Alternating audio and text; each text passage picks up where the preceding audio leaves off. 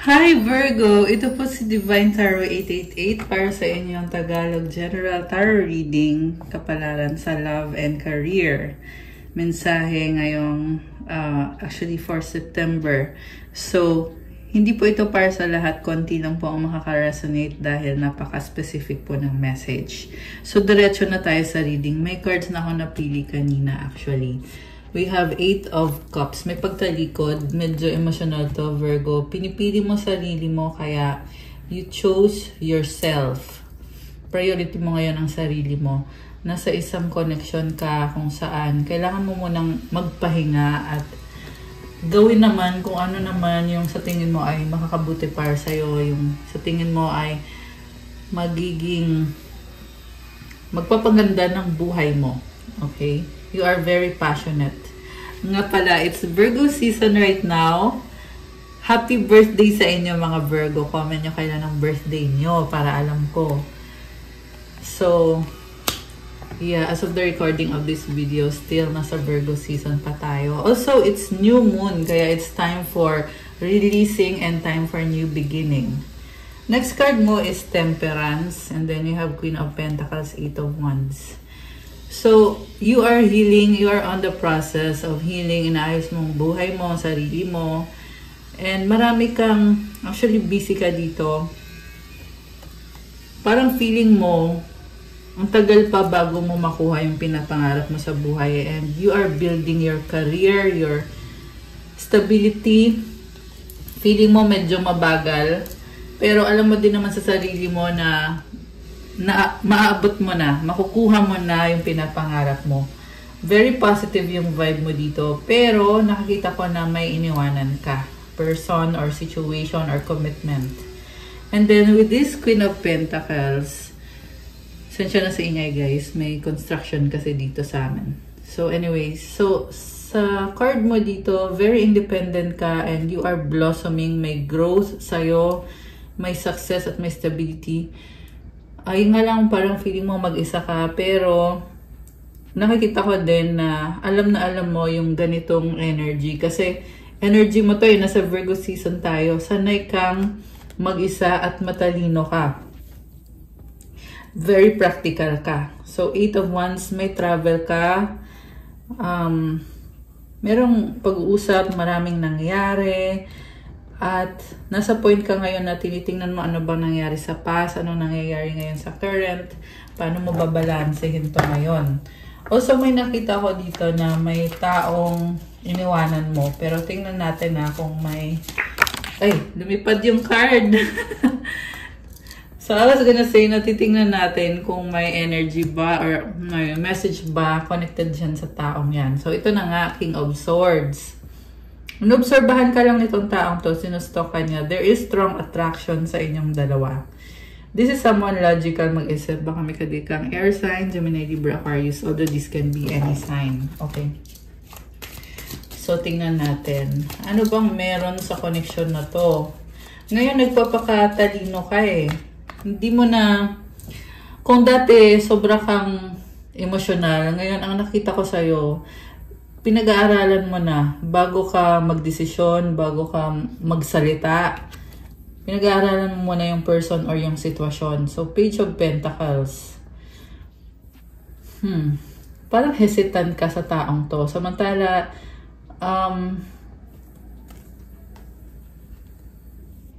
gusto niyang magkaroon ng something new sa inyong dalawa. Inobserbahan ka niya. Parang feeling niya, medyo nawawalan siya ng pag-asa sa inyo. Pero sinasabi niya dito, maghihintay siya ng tamang panahon.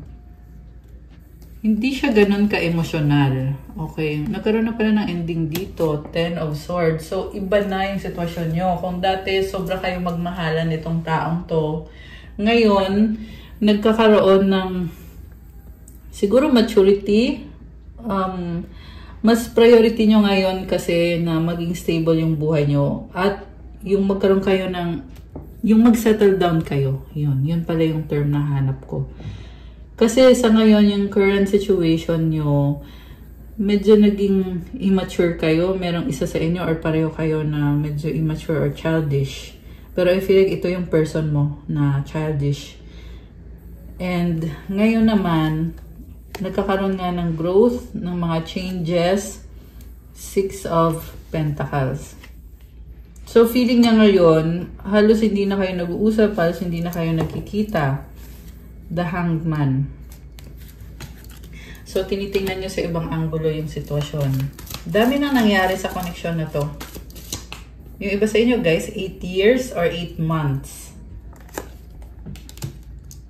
Okay. Oh, may bagong simula. Ace of Cups, 2 of Wands, the Hermit, and the 9 of Cups. So, itong bagong simula na to, maraming possibilities. Pero tingnan mo kung makakabuti ba para sa'yo to. And also, gusto mo i-enjoy yung life mo, kung anong meron ka ngayon currently. May bago kang blessing. Oh, wow. Ace of Pentacles sa bottom of the deck. Meron kang inaabangan. You are looking forward to something na magdadala ng blessing ng pagbabago para sa'yo. You feel fulfilled and contented sa mga effort na ginagawa mo sa career mo, sa buhay mo. So, hinihintay mo yung well-deserved na blessing. Wow naman! Ang ganda naman ito. Okay, that's so nice. So, kung sino man tong Virgo na to na nasagap natin, comment kayo dyan. Nga pala, pakilike po ng video kung kilala nyo na ako, mag-comment po kayo. Kung hindi pa, okay lang mag-comment pa rin kayo para ma-acknowledge nyo na kailangan nyo ng gabay or ng guidance para masagap natin yung kwento ng buhay nyo at magabayan kayo. Kung hindi naman po kayo interesado sa ganitong klase na reading, huwag nyo na lang panoorin. And mamaya nga pala may announcement ako sa dulo ng video para po sa mga nagre-resonate. Ayan. So, 3 of Cups. Oh, celebration. Oh my gosh. Okay, andito yung Death card. There's an ending. Oh, okay. Alam mo, ang nakikita ko dito, masyado mong in-enjoy yung buhay mo at ngayon, na-realize mo na kailangan mag-stop muna. Huwag muna masyadong mag-enjoy. Mag-focus muna sa kailangan gawin, sa trabaho, sa responsibilidad. So, meron din dito guys, merong mga kadir na babae, 3 babae dito. Ano kaya to? So, siguro mahilig makipagkwentuhan. Tapos ngayon, hindi na, or sinasabi mo dito, wag na muna yung oras mo, instead na gamitin mo sa pakikipagkwentuhan, wag na, kasi focus mo na ngayon itong bagong energies. So, tinatama mo yung sarili mo eh. And it's not all, kumbaga hindi perfect ang lahat. Pero, you're trying to be gentle sa sarili mo. 4 of Pentacles. Natatakot ka kasing, ayan, takot ka sa failure. Masakit to para sa'yo eh. Kasi napaka-tiyaga mo, masipag ka, Knight of Pentacles. Ngayon, feeling mo ang bagal ng panahon. Marami kang gustong gawin sa buhay mo. Pero, hindi mo magawa kasi may kailangan ka munang ayusin. Pero, sa dulo, may inaabangan kang blessing. Medyo malabo pa, hindi mo pa alam with the Moon card. Okay, so tingnan natin. Dadating ba itong blessing na to para kay Virgo? Tingnan natin guys. Kung ano ba ang... Oh, Ace of Swords. Okay, isa pa. 7 of Cups. Isa pa. 10 of Wands. Okay, so... parang mahaba yung paghihintay mo dito kaya nabibigatan ka. Parang sinasabi ng angels mo sa'yo na kailangan mong kumalma, Virgo. Dadating din yan. Okay? Kasi andito si 10 of Wands. You are very passionate about this situation. Nakikita ko yung pagod on your end. Okay? Sa ngayon, parang hindi pa pinapakita kung makukuha mo ba yung success sa dulo. So, okay, takpan natin wala siyang suot. We have 4 of Cups and the Star. May ino-offer sa'yo pero ayaw mo kasi mas gusto mong i-heal yung sarili mo. And sa totoo lang, dadating din. Yan yung sinasabi dito. Ngayon, hindi mo pa talaga natatanaw. Pero, habaan mo yung pasensya mo. With the Strength card sa bottom of the deck, Sinasabi dito, you are strong and competitive. So, ikalma mo yung sarili mo. Mukhang yan yung pinaka-mensahe for you this time, Virgo, na ikalma mo yung sarili mo. Dadating din yan. Kailangan mo mag-release ng burden kasi mabigat na masyado. Ayan, guys. So, paano mag-release? Di magdasal ka at sabihin mo kay God na yun yung gusto mong mangyari. 55 angel numbers on the screen now. And 5 symbolizes change, transformation, distance. You and your partner may be physically or emotionally distant. So, hindi na kayo open sa isa't isa. Okay? Kulang sa pag-uusap. Gold digger, they want your money being used. Earth sign, Taurus, Virgo, Capricorn. Sa bottom of the deck, we have no, it's not the right time. Ayan, ito yung mga burden mo. Lalo na connected dito sa karelasyon mo na ayaw mong gamitin ka niya dahil sa pera. Ayan, merong gold digger na energy. And it's like telling you na sarili mo naman muna yung ayusin mo. Okay? Siguro feel mo na ginagamit ka lang dahil sa pera mo. Okay. Open up your heart. It will help you attract more love. So, medyo nagsarado ngayon yung puso mo. Kailangan mong buksan yung puso mo. Okay? The reason kung bakit nagsasara yung puso, dahil sa fear kasi yan. Date night, sa bottom of the deck, get ready to be wine and dine. Ayun naman pala eh. May date oh. Ayun, may open your heart challenge. Just make a decision, work on inner healing. So, may mga energy lang dito na kailangan mong i-heal, kailangan mong i-release kasi napipressure ka eh. So, paano ba i-release yung fear tsaka yung pressure? So, ano lang, surrender lang kay God. Okay? And hindi yan overnight thing. So, paulit-ulit mo yan ipipray kay God na tanggalin sa'yo yung burden na pinagdadaanan mo.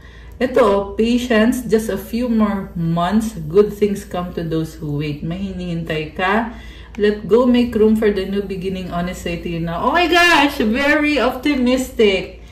So, na-excite ka and at the same time, hindi ka na makapaghintay. Oh my gosh, na-excite din ako for you, Virgo, air sign, Gemini, Libra, Aquarius. Okay.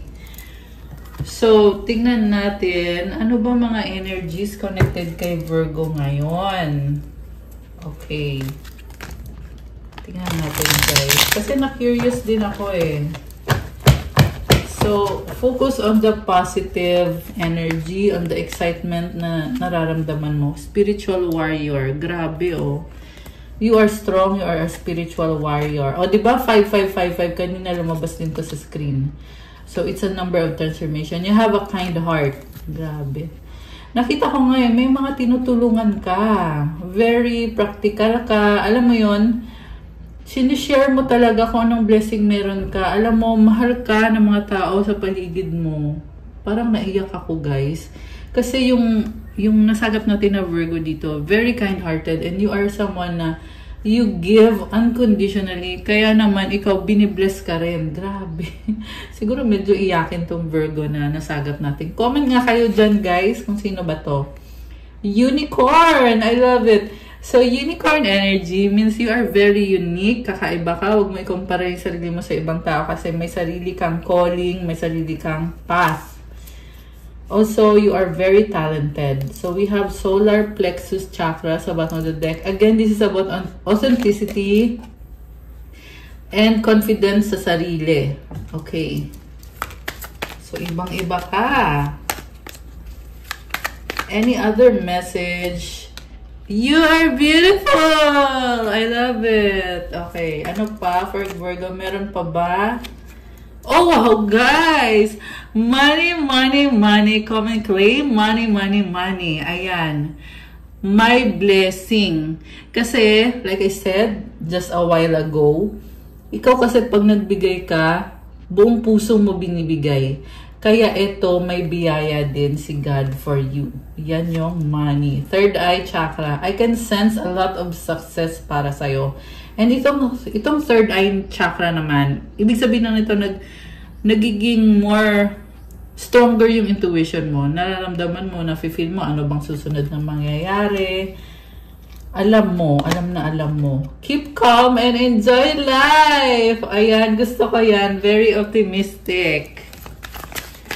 Anything else?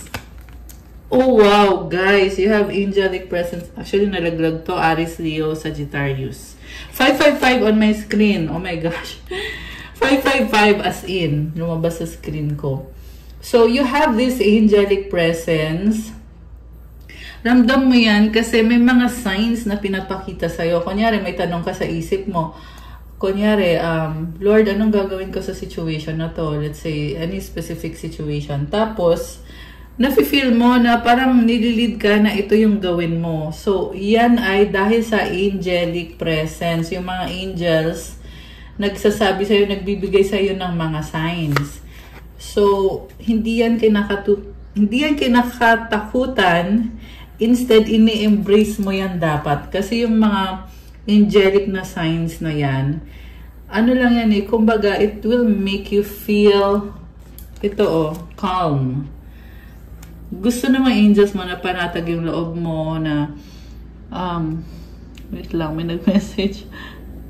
Panatag yung loob mo at ini-enjoy mo yung life mo. Grabe, mahal ka ng mga angels mo. And I'm saying it sincerely kasi yan talaga yung nakikita ko dito sa nasagap natin na Virgo. Your crown chakra is opening.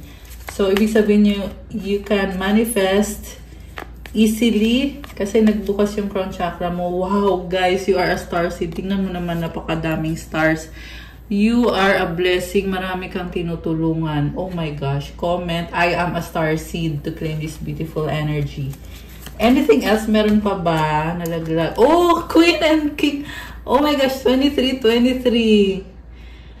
So, Queen or King, you are someone na malakas ang confidence mo. Kilala mo sarili mo. Cleansing energy. So, oh wow, I love this for you. Very positive reading. Divine timing is at play. Itong hinihintay mo na to, dadating yan sa divine timing. Hindi yan pinipilit. Kusa na lang yan, dadating. Balitaan nyo ko guys, pagdating. Kasi napakaganda nitong mga lumabas na energy sa reading mo today, Virgo. Okay, lumipad siya. 13 clarity. As the sun passes, the clarity is felt faster than lightning is seen against the dark sky. The divine is reminding you that clarity is readily available. All you have to do is ask. You have weathered the storm and now the sky is clearing. So, yung mga nangyayari, nakaalis na. Tapos na yung storm. Ngayon naman, naliliwanagan ka na. Yung darkness sa sky, naalis na. Maliwanag na ngayon. Grabe. So, kailangan mo munang kumalma. Okay? Yan yung nakikita ko dito. You have weathered the storm and now the sky is clearing. So, to claim this beautiful energy, comment nyo yung affirmation. Comment, loving energy surrounds me and I trust that the clarity I feel is the answer I need. Ayan guys. So, napakaswerte mo dito. You have loving energy sa paligid mo and now you have clarity. So, comment, claim clarity, comment 13. May something about number 3. Kanina 23. O, diba? Tapos ito 13. Okay. Isa pa nga. Meron pa ba? Meron pa ba para kay Virgo? Meron pa o wala na? O ano? Ito. Vision 1, 2, 3. Your path will not look identical to anyone else's. That is what makes you unique. Remember that as you stay the path that feels connected, the path will continue to lead you to alignment. Let your vision be as different as you are. Kakaiba ka. Kanina meron ding unicorn energy, di ba? Kasi ito na nga yung sinasabi sa'yo na yung landas mo ay hindi katulad sa landas ng ibang tao. Vision is telling me na malakas nga yung intuition mo and you're taking things one step at a time, kaya 1, 2, 3, hindi yan minabadali. Slowly but surely, pero paangat ka ng paangat. Affirmation. So, i-comment mo itong affirmation. My path is mine and mine alone. When I follow my path, alignment comes naturally. Ayan guys, i-comment nyo dyan to claim this energy of alignment. Tsaka yung path mo na kahit walang intindi, walang nakakaunawa, or minsan feeling mo mag-isa ka. Pero, yan yung pangarap mo, yan yung nasa puso mo na kailangan mong gawin. I just saw 344 and 345 angel numbers. So, yes, meron niyang mga challenges. Ang mahalaga, you are following the path na nasa puso mo. Kaya mo nararamdaman itong feeling na fulfilled ka, feeling na naging success ka kasi nagawa mo kung ano yung nasa puso mo or kung ano yung pinapangarap mo, talagang nakuha mo. Oh my gosh, I love that. Okay, so, ayan guys. Ngayon, kukuha muna tayo. Ano naman ang message galing sa taong ka-deal ni Virgo? Tingnan natin. Okay, tanggalin ko lang muna to guys ha. Ayan. So,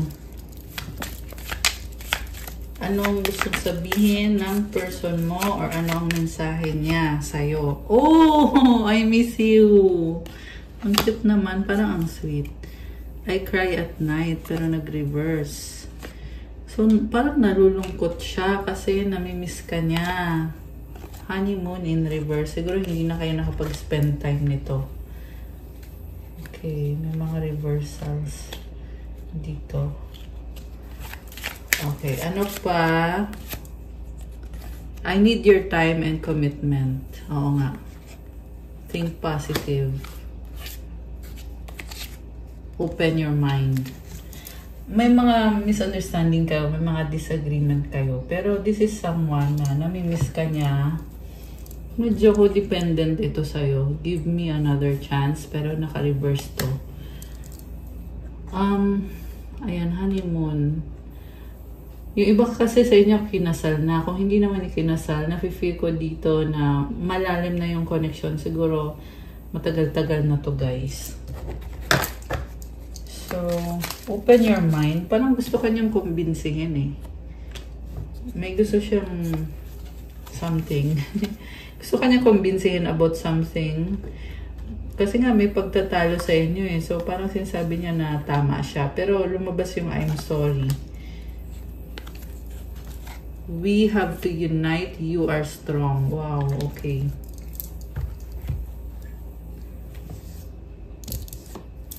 So,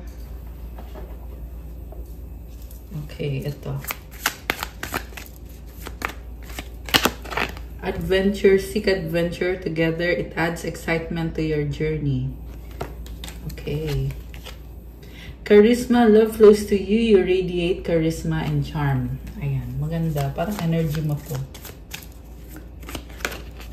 Wish, someone you wish for is coming into your life. Falling fast, love happens quickly, but don't lose yourself in the process. Ayan, medyo stress ka pa. Kailangan mo pang ipahinga yung sarili mo. Celebrate the day. Celebrate the love you share with those who matter most. Surprise. Romantic surprises are on the horizon. Be open to them. Ano pa? Mensahe galing sa person ni Virgo. Baby! Oh my gosh! Yung iba may anak. Yung iba naman yan yung tawagan nyo. Moving on by... Nope, no. Guilty, nagkamali. Parang may pag-aaway. No? Pero may love eh. Merong love dito guys. Walang pag-asa. Parang yung person mo yung nawawalan ng pag-asa at nasasaktan dito. Hurt, healing. You're special. So, strong yung attraction sa inyo. I miss you. Ayan, namimiss ka. Selos, insecure. Takot siyang mapunta ka sa iba eh. Problems, burdens. Okay. One more. Mensahe galing sa person na ka-deal ni Virgo. Ano pa? Mensahe. Do you miss me the way I miss you? Oh my gosh. Puro miss. Are you thinking about me? What's the point of it all? Okay, anong mensahe galing sa angels mo? Tingnan natin.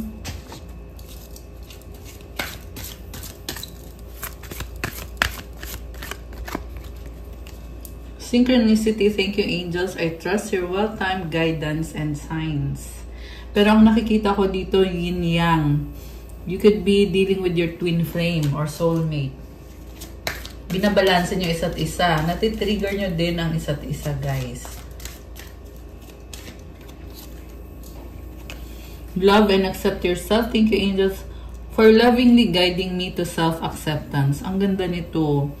So, i-claim itong energy na to. Comment, thank you angels for lovingly guiding me to self-acceptance. It's all about self-love. Pala kumakain ako ng candy. Baka naririnig nyo. Kumakain ako. Nag-candy muna ako. Okay. We have spiritual gifts, Archangel Raziel. Thank you, Raziel, for helping me channel my gifts and talents. Ano naman ang mensahe galing sa universe for Virgo? True healing occurs when I give myself permission to feel whatever feelings live below the triggers. So, nasasaktan ka pero huwag mo i-ignore yung sakit na nararamdaman mo. Kailangan mong i-feel, kailangan mo yan pagdaanan para mag-heal ikaw. Okay? So, okay lang daw na iiyak mo yan kasi yan yung paraan para ma-release mo, para mag-heal ka. One more. Joy is the ultimate creator. I love this. Very optimistic. Kapag ikaw ay masaya, marami kang nagagawa, nagiging successful ka, productive and successful. The universe works fast when I'm having fun. Kaya i-enjoy mo yung ginagawa mo kasi magugulat ka na lang na bumibilis yung panahon. 333 angel numbers on the screen. Oh my gosh. Sa bottom of the deck, the key to prayer is to forget what I think I need. So, ibig sabihin, surrender everything to God kasi siya yung nakakaalam kung ano yung deserve mo at ibibigay naman niya sa'yo yung blessings na para sa'yo talaga. Okay guys, that's all for your September Kapalaran, Virgo. Thank you for watching. Please like, comment, subscribe, hit the notification bell. Yung announcement is meron po tayong private reading at may pa-discount ako ngayon. So, i-grab nyo na habang available pa yung pa-discount. Message nyo ako sa Viber or sa WhatsApp. Tingnan nyo po sa description box. Andyan po nakalagay para po sa mga mag-a-avail. Thank you, Virgo. God bless. See you again soon. Love you guys. Bye!